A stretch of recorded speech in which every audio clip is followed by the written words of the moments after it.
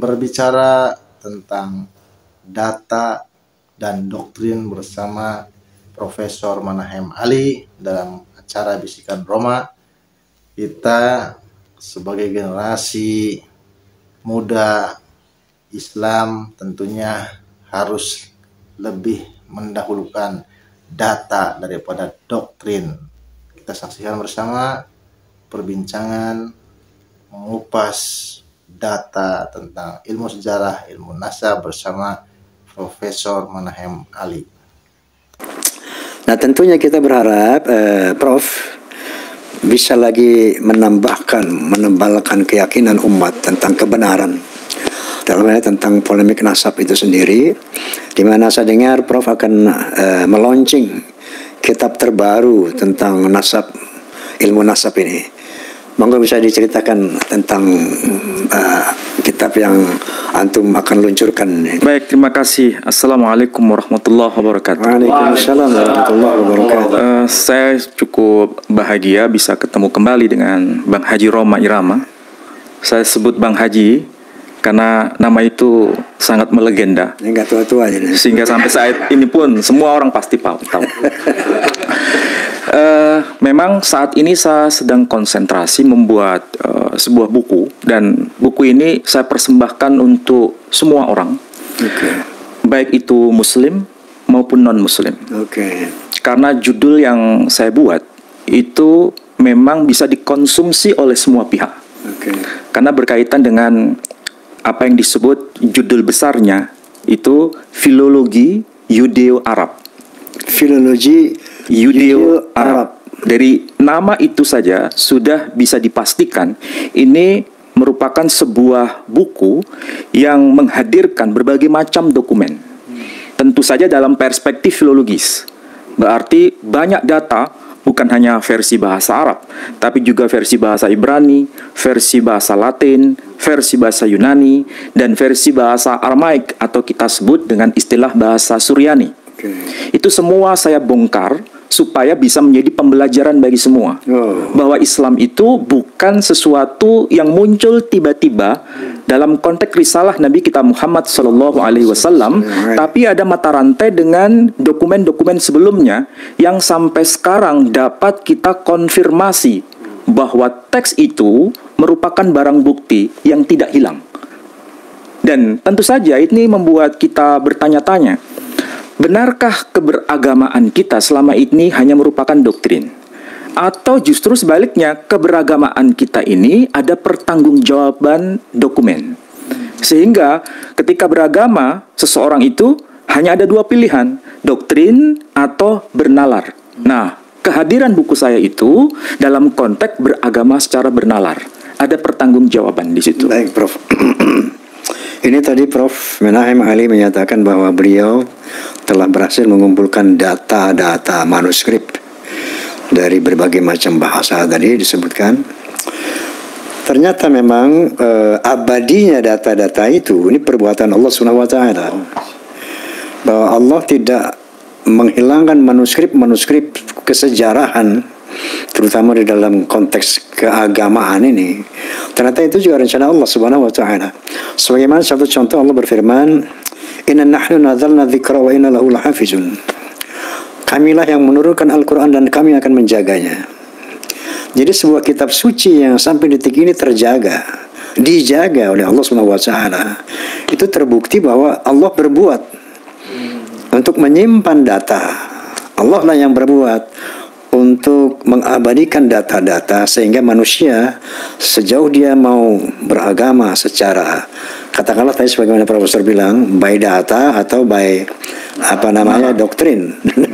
Ini subhanallah subhanallah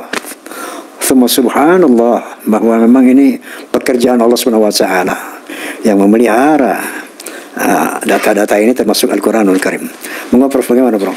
Ya, saya mencoba menghadirkan buku itu supaya cara beragama kita ini ada semacam pertanggungjawaban ilmiah dan sekaligus pertanggungjawaban moral. Saya kasih contoh yang sangat konkret di dalam buku saya itu. bagaimana Nabi kita Muhammad Sallallahu Alaihi Wasallam itu dianggap bukan sebagai tokoh fiktif. Itu dasarnya apa? Dan harus ada validasi data. Ternyata kalau kita baca dalam dokumen abad ke-4 Masehi atau abad ke-5 Masehi, itu sudah ada semacam informasi dalam bahasa Latin dengan istilah yang disebut sarakenon, atau kita sebut sarakenorum dalam bahasa Latin, kalau sarakenon dalam bahasa Yunani. Pertanyaannya, apakah yang dimaksud dengan istilah sarakenon itu? Ada sebagian ahli, dan tidak perlu saya sebutkan namanya, mengatakan bahwa istilah sarakenon itu adalah istilah yang diadopsi dari bahasa Arab, dari kata sarokun. Sarokun. Arti harfiahnya itu kaum perampok. Karena konteksnya orang-orang nomaden itu melakukan penjarahan sesama antar suku di wilayah kawasan Arabia, sehingga disebut dengan istilah sarokun. Ini salah satu pendapat, ya. Iya, mengambil, mencuri, merampok. Itu dalam konteks istilah sarokun. Tapi benarkah istilah saraken itu menunjuk pada istilah sarokun? Artinya bahasa Arab yang kemudian diyunanikan untuk menyebut orang-orang Arab sebagai keturunan para perampok. Tapi sekaligus di sini saya bantah. Saya klarifikasi by data. Ternyata apa yang disebutkan salah satu ahli itu tidak bisa tervalidasi dengan data yang saya temukan. Karena istilah saraken atau sarakenon itu pada abad ke-4 atau abad ke-5, misalnya tulisan Santo Yerum. Beliau hidup sebelum zaman Nabi kita Muhammad SAW. Istilah saraken itu menunjuk pada orang-orang yang dianggap sebagai keturunan Sara secara yuridis.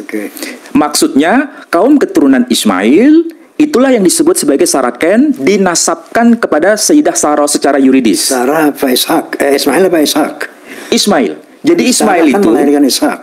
Ya, betul. Jadi Sarah melahirkan Ishak. Itu ibu secara biologis.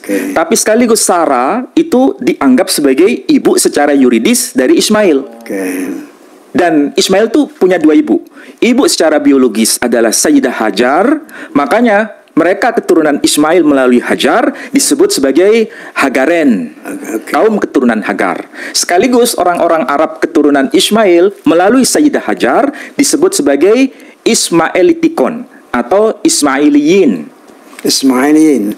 Kaum keturunan Ismail. Tapi sekaligus diakui sebagai saraken, orang-orang keturunan Sarah sebagai ibu yuridisnya. Karena Sarah berkata waktu sebelum mengambil Sayyidah Hajar sebagai istri kedua dari Ibrahim, beliau berkata kepada Ibrahim atau Abraham, oleh karena dia mungkin aku bisa punya keturunan.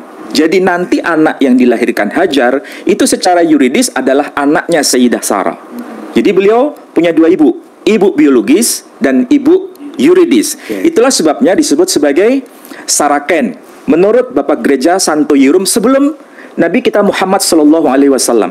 Jadi sudah dikenal orang Arab itu adalah kaum keturunan Sarah. Nah, dari sinilah nanti menjadi bukti memang Nabi kita Muhammad SAW itu keturunan Ismail, sehingga tidak salah Bapak Gereja pada masa berikutnya juga menyebut Muhammad Sarakenorum, Muhammad kaum keturunan Saraken. Jadi dokumen ini bukan dari versi Islam sebetulnya, tapi versi non-Muslim yang justru mengkonfirmasi bahwa Muhammad SAW itu bukan tokoh fiktif, tapi tokoh historis. Nah, itu yang saya berikan data dalam buku itu. Dan saya kira bukan hanya Nabi kita Muhammad SAW, tapi orang-orang besar yang muncul setelahnya bisa divalidasi dengan data eksternal ataupun internal, bahkan data yang sezaman, bahkan ini sumber primer. Ini harus menjadi pembelajaran bagi semua. Dan yang membuat kita bertanya-tanya dan sekaligus kaget, istilah sarif di dalam tradisi Islam, syarif ya. Jadi kita menyebut syarif kalau laki-laki, kalau syarifah perempuan. Ternyata itu bukan istilah yang baru muncul dan dikreasi oleh kalangan Muslim. Jadi ini bukan istilah yang diciptakan dalam konteks kebaruan, tapi ini istilah yang sudah dikenal oleh tradisi non-Muslim. Dan siapa yang mengetahui ini? Tradisi apa yang memvalidasi ini? Ternyata dari tradisi Yahudi. Jadi orang Yahudi itu menyebut keturunan Ismail itu disapa dengan sebutan syarifan. Syarif. Jadi bukan hanya Muslim sendiri yang paham bahwa keturunan Nabi kita Muhammad SAW disebut sebagai syarif, tapi tradisi Yahudi mengkonfirmasi itu. Bukan Habiban, bukan? Bukan, syarifan. Syarifan. Kalau supaya ini bukan sekedar clear kan? pembicaraan, bukan sekedar pembicaraan, tapi ada by data. Apa bukti yang kita bisa hadirkan? Nah, ini adalah kitab Taurat yang sebetulnya Taurat itu ditulis dalam bahasa Ibrani. Misalnya ada kitab Sefer Bereshit, Sefer Shemot, Sefer Vayikra, Sefer Bamidbar, Sefer Devarim. Ini saya kira Bang Roma nggak tahu ini apa ini. Tapi kalau diterjemahkan, kitab Kejadian, kitab Keluaran, kitab Imamat, kitab Bilangan, kitab Ulangan. Ya, kalau Sefer Ta'win itu bahasa Arabnya, bahasa Ibraninya Sefer Bereshit. Nah, aslinya dalam bahasa Ibrani. Nah, ini teks terjemahan bahasa Arab dari kitab Taurat yang menerjemahkan orang Yahudi sendiri, bahkan rabi besar namanya Rabbi Saadia Gaon. Nah, pertanyaannya, Rabbi Saadia Gaon itu lahir tahun 882 Masehi, meninggal tahun 942 Masehi. Kalau dikonversi ke tahun Hijri itu 269 Hijri beliau lahir, meninggal tahun 331 Hijri. Ini sebetulnya sezaman dengan tokoh yang diperselisihkan itu, yang menjadi polemik itu, yakni Ubaidillah bin Ahmad. Ya, beliau meninggal tahun 383 Hijri, dilahirkan tahun 295 Hijri. Berarti ini tokoh sezaman. Dan di sini ada informasi menarik mengenai istilah syarif yang dipakai dalam penyebutan keturunan Ismail. Saya bacakan aja teksnya dalam bahasa Yudeo-Arab, dalam bahasa Arab versi Yahudi. Dikatakan begini. Ini dalam Sefer Ta'win atau Sefer Bereshit pasal 17 ayat 20. Wa fi Ismail qad sami'tuka ha ana mubarikum fih wa unmihu wa ukthirhu jiddan jidda ithna asyara syarifan yalid. Disebutkan istilah syarifan yalid wa ja'alu minhu ummatan kabira. Jadi kalau diterjemahkan, dan tentang Ismail aku mendengarkan permintaanmu. Kalau bahasa Ibraninya disebutkan wali Ismail syama'tiha. Kalau Arabnya wa fi Ismail qad sami'tuka. Nah, sebetulnya ada kemiripan di situ ya. Ha ana mubarikum fi. Aku akan memberkati dia. Wa unmihu wa ukthiruhu jiddan jidda, dan aku akan memperbanyak keturunannya begitu sangat banyaknya. Jiddan jidda. Iya, jiddan jidda. Ithna asyara syarifan, akan muncul 12 syarif yalid yang akan dilahirkan. Wa ja'alu minhu ummah kabira, dan aku menjadikan dia menjadi satu bangsa yang besar. Jadi tradisi Yahudi itu sudah tahu dan faham betul istilah syarifan itu tidak mungkin dialamatkan kepada bangsa lain kecuali kepada kaum keturunan Ismail. Syarifan. Ini bukan dokumen Islam, ini dokumen Yahudi. Sehingga kalau kita bertanya, bagaimana mungkin Islam itu bisa memunculkan istilah syarifan tanpa ada validasi di luar dokumen Islam? Saya sepertinya kurang begitu nyaman. Tapi dengan membuka data seperti ini, berarti apa yang diklaim dalam dunia Islam bahwa syarif itu menunjuk pada keturunan Ismail, keturunan Rasul Muhammad SAW terkonfirmasi di sini. Oke, Prof. Subhanallah. Subhanallah, tabarakallah. Satu lagi poin ilmu yang kita dapat ya, bahwa syarif yang selama ini dilekatkan kepada zuriyah Nabi SAW, ternyata itu dari zaman dulu ya. Turunan Ismail itu di dalam kitab Yahudi sudah disebutkan bahwa syarif, turunan Ismail itu adalah syarif, bukan Habib ya. Jadi syarif. Subhanallah. Ini data eksternal benar-benar yang sangat valid karena beliau ambil dari kitab apa? Orang Yahudi sendiri. Orang Yahudi, bukan orang Islam. Luar biasa, Prof. Kalau Sayyid istilah Sayyid ini apakah sama seperti Syarif? Maksudnya dari sebelum kan ada, sekarang ini kalau zuriyah Nabi adalah Syarif atau Sayyid gitu. Kalau di dalam dokumen tradisi Yahudi tidak dikenal istilah Sayyid. Sayyid, oke. Dokumen Yahudi ketika saya buka data itu tidak mencantumkan istilah Sayyid, tapi justru yang tercantum istilah Syarif. Oke. Tapi di sini ada sesuatu yang menjadi kunci. Ternyata istilah Syarif itu lebih spesifik dibanding istilah Sayyid. Baik. Lebih spesifik. Baik. Dan ini tidak bisa ditujukan kepada komunitas di luar keturunan Ismail. Sementara istilah Sayyid itu lebih bisa netral, bahkan keturunan siapapun bisa disebut sebagai Sayyid. Dan itu istilah yang netral sebetulnya. Oke, I get it. Jadi Sayyid ini memang istilahnya kalau bahasa Indonesia kan tuan. Tuan. Sayyidi, tuanku. Orang yang dihormati, Sayyidi. Maka kita bilang memanggil Sayyidina Muhammad. Tuanku, atau yang kita hormati Sayyidina Sayyid itu orang. Tapi Syarif ini konteksnya kepada keturunan, kepada dzurriyyah. Jadi bukan panggilan kehormatan, tetapi indikator daripada seorang dzurriyyah Nabi Ismail namanya Syarif. Ini berbeda memang antara Syarif dan Sayyid. Kalau Syarif itu menunjukkan kepada identitas sebagai dzurriyyah Nabi Ismail, kira-kira begitu. Betul ya. Nah, sementara Sayyid ini ungkapan kehormatan kepada orang yang kita hormati, orang yang kita muliakan. Makanya di sini ada polemik kan dalam Islam sendiri. Nggak usah pakai Sayyidina Muhammad aja gitu ya. Nah, tapi bagi orang yang ingin menghormati beliau digunakanlah kata Sayyid. Jadi Sayyid jelas sekali bedanya dengan Syarif. Kalau Syarif ini menunjukkan dzurriyyah, keturunan Nabi Ismail Syarif, keturunan Nabi Muhammad Syarif. Jadi bukan Sayyid, bukan Habib ya. Sayyid adalah panggilan daripada Sayyid, saya tuanku gitu. Kalau Habib yang kekasih, yang kukasih, yang kucintai gitu kan. Jadi tidak ada konteks kepada identitas keturunan daripada para nabi, khususnya Nabi Ismail sampai kepada Nabi Muhammad SAW. Masya Allah, subhanallah. Lanjut.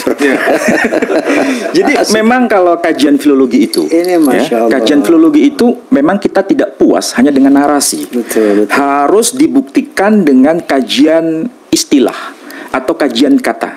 Karena kita punya slogan, kaum filolog punya slogan, each word has its own history. Setiap kata itu memiliki sejarahnya masing-masing.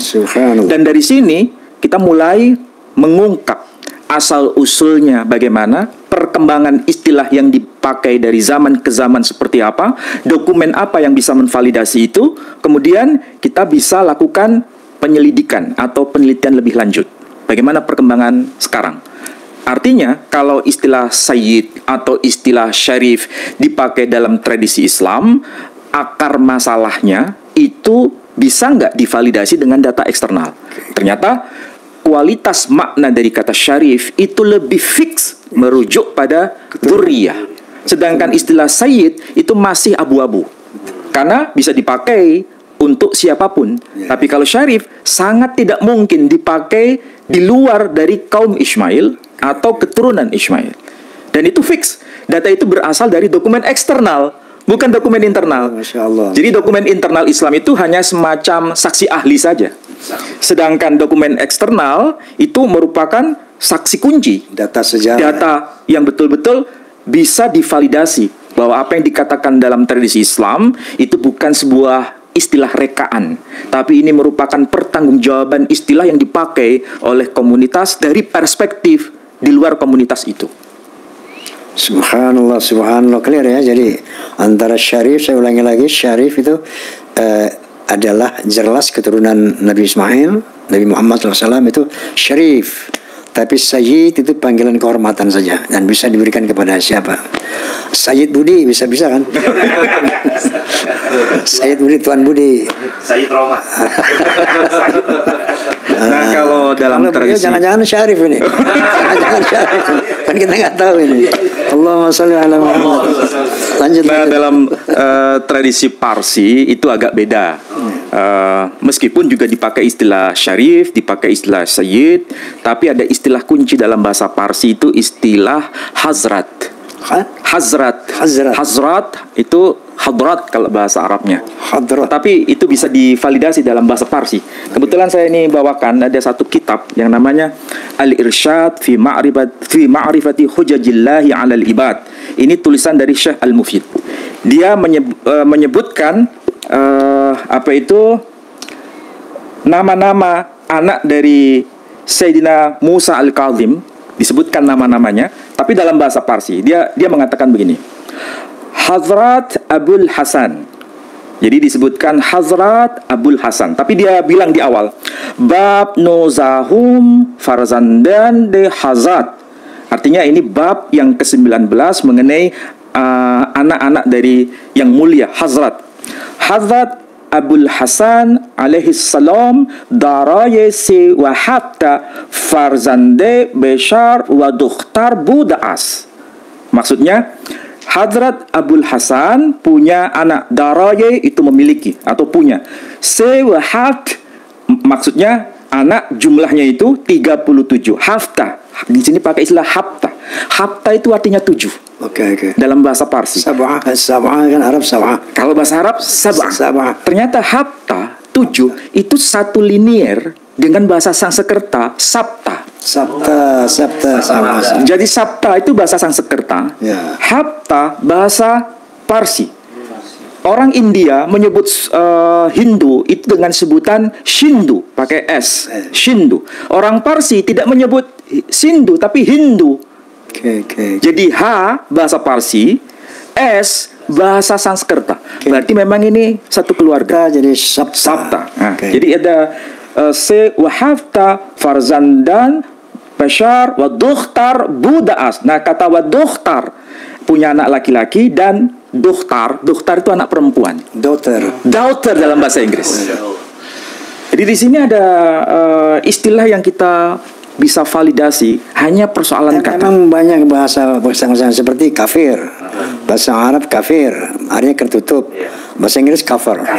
Kafir tertutup juga kan? Iya, betul. Iya. Masya Allah, nah, di sini disebutkan nama-nama anak laki-laki ya. Ali ibn Musa Ar-Ridha, kemudian Ibrahim, kemudian Abbas, kemudian Qasim, Madarshan Kanis Buddha. Jadi Modershan ibunya Kanis Buddha, seorang hamba sahaya. Moder bahasa Inggrisnya mother. Jadi memang bahasa Parsi itu ada kedekatan dengan bahasa Indo-Eropa. Tidak ada kaitan dengan bahasa Semitik Timur Tengah. Jadi Modershan Kanis Buddha. Ada Ismail, wa Ja'far, Harun, Hasan, Modershan, Walad dan lain sebagainya. Jadi di sini istilah-istilah yang dalam bahasa Parsi ada kedekatan dengan bahasa Indo-Eropa, meskipun ditulis dengan huruf Arab kayak begini karena pengaruh Islam, tapi aslinya bukan bahasa Arab. Tapi kalau orang nggak paham dikiranya ini bahasa Arab, tapi kalau dibunyikan bukan bahasa Arab. Sama seperti kalau kita lihat di Indonesia itu ada huruf Arab, tapi ada huruf jim titiknya 3. Ada huruf kaf titiknya 1. Ini yang disebut dengan huruf pegon atau huruf Jawi. Di Malaysia disebut huruf Jawi. Itu seandainya kalau itu teks dibaca oleh Raja Salman atau Muhammad bin Salman, itu ketika dilihat sampai menjelang yaumil kiamat dia nggak bisa baca. Karena bahasanya bahasa Melayu atau bahasa Jawa meskipun hurufnya Arab. Sama seperti orang Pakistan. Orang Pakistan hurufnya Arab tapi bahasanya Urdu. Sedangkan kalau orang India itu mereka sebut bahasa Hindustan tapi hurufnya pakai huruf Sanskrit atau huruf Devanagari. Nah, ini keunikan dari kajian filologi itu begitu. Mengkaji dari sisi kata, dibongkar sampai akar-akarnya baru ketemu. Baik, itu tentang keberadaan Ubaidillah itu juga dijelaskan di sana. Kalau di sini tidak disebutkan mengenai Ubaidillah di sini, tapi hanya berkaitan dengan nama-nama anak laki-laki dari Musa Al-Kazim. Yang berkaitan dengan tidak munculnya nama Aun sebagai salah satu putra dari beliau. Nggak ada. Jadi kalau begitu Bani Ahdal yang nasabnya nyambung kepada Aun tidak terkonfirmasi dengan dokumen ini. Tidak terkonfirmasi.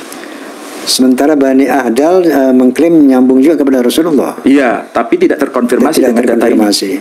Artinya kalau itu harus terkonfirmasi, harus hadirkan data. Data yang bisa menvalidasi memang itu keturunan dari Sayyidina Musa Al-Kadhim atau Imam Musa Al-Kadhim. Oke, tadi antum menyebutkan Ubaidillah, ya. Tadi Ubaidillah dalam konteks apa itu? Mungkin yang tadi Anda jelaskan itu ya. Bahwa di antara kalau kelanjutan diturunkan itu kepada Ubaidillah apa seperti apa, Prof? Ya, kalau kasus Ubaidillah kan sudah lama dibahas itu ya. Artinya masih menjadi polemik besar gitu ya. Tapi kasusnya ini kok sepertinya ada kemiripan dengan tokoh yang bernama Aun. Aun yang nanti menurunkan Bani Ahdal. Dan ternyata Bani Ahdal tidak terkonfirmasi keturunan Aun karena nama Aun tidak tercatat pada abad ketiga, keempat, kelima, keenam, ketujuh, kedelapan, kesembilan, nggak tercatat. Jadi ini sebagai patriah. Kalau disebut patria berarti beliau tokoh besar yang akan menurunkan Bani Ahdal. Ternyata tidak ada satu catatan dari generasi abad ketiga, keempat, kelima, keenam, ketujuh, kedelapan, kesembilan Hijri yang menyebut nama itu. Artinya ini tidak bisa divalidasi dengan data eksternal, juga tidak divalidasi dengan data sezaman. Bahkan berapa periode? 9 ya. Jadi Aun tidak terkonfirmasi sebagai dzurriyyah Nabi. Tidak terkonfirmasi. Sementara yang namanya Ubaidillah ini tersambung kepada Aun. Jadi tidak. Beda jalur. Beda jalur. Kalau yang menjadi polemik itu kan tokoh yang bernama Ubaidillah nyambungnya kepada siapa? Ahmad bin Isa. Ahmad bin Isa nyambungnya kepada Ali Al-Uraidi, nyambungnya kepada Ja'far As-Shadiq. Nah, kalau Aun bukan kepada Ali Al-Uraidi tapi nyambungnya kepada Musa Al-Kadhim, anaknya dari Ja'far As-Shadiq. Jadi beda jalur. Beda jalur. Oke, Prof. Dalam konteks polemik nasab yang terjadi di Indonesia, bagian mana, bab mana buku Anda ini yang Anda akan launching ini yang kira-kira mempertebal atau memperjelas bahwa saudara kita dari kelompok Ba'alawi adalah tidak terkonfirmasi sebagai dzurriyyah Nabi gitu. Itu kira-kira di bab mana, di yang paragraf apa yang Anda mau luncurkan ini dalam rangka ingin mempertegas apa? Ingin apa yang Anda ingin sampaikan? Apa? Ada kaitannya nggak dengan polemik nasab yang tengah katakanlah, kalau menurut saya sebetulnya sudah selesai menurut saya ya, karena udah dari data-data manuskrip sejarah filologi termasuk antum yang dulu pernah Anda ceritakan bahwa Hazarmawet adalah, katakanlah Hazarmawet itu Yaman, bukan orang Arab menurut sejarah filologi kan, seperti itu dulu Anda sudah jelaskan itu antum. Nah kemudian dari data biologi DNA kemudian sudah dipastikan bahwa teman kita Ba'alawi bukan turunan Nabi. Nah maksud saya, apakah buku yang Anda akan luncurkan ini mempertebal masalah itu atau ada yang hal yang ingin Anda sampaikan sesuai dengan apa, seperti apa? Ya, memang basicnya itu kajian filologi. Basicnya berarti harus melibatkan semua data. Tapi yang saya bicarakan itu melampaui batas. Maksudnya melampaui batas. Saya berbicara mengenai polemik nasab dalam tradisi Kristen, juga berbicara polemik nasab dalam tradisi Islam. Yang kedua-duanya ini punya masalah sampai hari ini. Kalau tradisi Kristen bicara mengenai Sayyidah Maryam. Ini keturunan dari siapa? Apakah dari Harun, apakah dari Yehuda? Itu masih menjadi perdebatan yang sampai sekarang belum selesai. Ini keturunan dari Nathan atau keturunan dari Salomon? Ini juga belum selesai sampai sekarang. Artinya kita harus siap untuk berbeda. Kita harus siap untuk menerima perbedaan perspektif ini. Ini konteksnya tradisi Kristiani. Tradisi Islam juga begitu. Pasti ada problem, ada polemik di situ. Dan itu saya bahas semua di dalam buku itu pada bab kedua. Oke, begini Prof. Bahwa ketika polemik itu terjadi, kan ada titik final ya. Yeah. Titik final, right or wrong. Ya seperti makanya yang saya katakan tadi, ternyata Al-Quranul Karim dijaga, dipelihara oleh Allah Subhanahu wa Ta'ala sebagai big data ini dari sejarah para nabi, big data dari sejarah agama-agama di dunia. Nah, begitu juga tentang zuriyah, keturunan para nabi ini juga diabadikan oleh Al-Quranul Karim. Nah, sementara dari sains dan teknologi termasuk filologi, kemudian sejarah, data-data sejarah menurut manuskrip itu pun akan menunjukkan, pasti menunjukkan ketika ada polemik, dia bisa membuktikan right, wrong, ini benar, ini salah, ini Syarif, ini Sayyid, ini Habib, ya. Jadi yang mana yang terkonfirmasi sebagai zuriyah Nabi, kan itu dengan data itu kan bisa dipastikan. Sesuatu yang benar itu bisa dipastikan. Al-haqqu bayyin wal al-batilu bayyin. Yang benar itu jelas. Demikian tadi Profesor Manahem Ali memaparkan tentang istilah Syarif sebagai keturunan dari Nabiullah Ismail tercatat dalam dokumen eksternal. Jadi ketika saudara-saudara sekalian ingin verifikasi tentang keabsahan nasab kaum Ba'alwi, itu harus menggunakan data sesuai dengan fatwa Imam Jumbo. Jajarkan manuskripnya menggunakan data, verifikasi, ilmu sejarah, ilmu nasab, dan tes DNA. Kibin-kibin tolong buka pikirannya, buka hatinya, dan siap menerima bahwa kaum Ba'alwi bukan keturunan Sayyidina Muhammad SAW. Wassalamualaikum warahmatullahi wabarakatuh.